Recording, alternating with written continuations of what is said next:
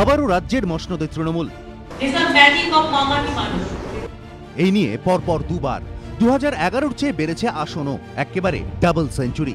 কিন্তু এই বিপুল জয়ের মধ্যেও তৃণমূলের বহু হেভিওয়েট নেতা নেত্রীর জয়ের ব্যবধান কিন্তু গতবারের তুলনায় অনেকটাই কমেছে।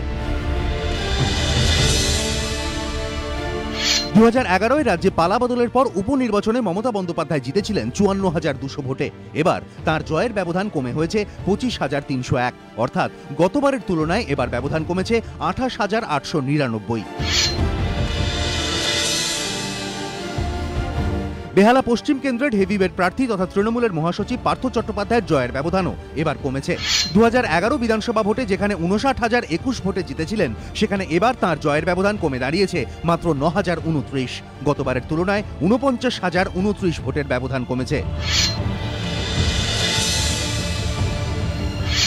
কলকাতার মেয়র শোভন চট্টোপাধ্যায় 2011-য় 48,177 ভোটের ব্যবধানে জিতলেও এবার তা কমে দাঁড়িয়েছে 24,468, অর্থাৎ তাঁরও জয়ের ব্যবধান 23,709 ভোট কমেছে।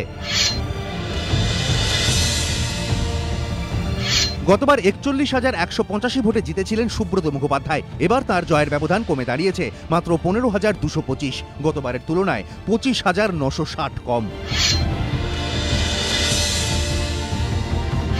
ভোট কমেছে বিধাননগরের তৃণমূল প্রার্থী সুজিত বসুর।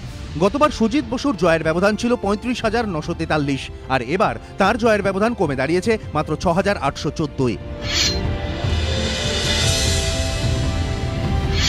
2011 সালে ব্রাত্য বসুর জয়ের ব্যবধান ছিল 31,497, সেখানে এবার সেই ব্যবধান কমে দাঁড়িয়েছে মাত্র 9,316। কিন্তু যেখানে আসন এক ধাক্কায় এত বাড়ল, সেখানে তৃণমূলের এই হেভিওয়েট প্রার্থীদের জয়ের ব্যবধান এত কমে যাওয়ার কারণ কি? এই প্রশ্নটাও উঠে গেল রাজনৈতিক মহলে। এবিপি আনন্দ।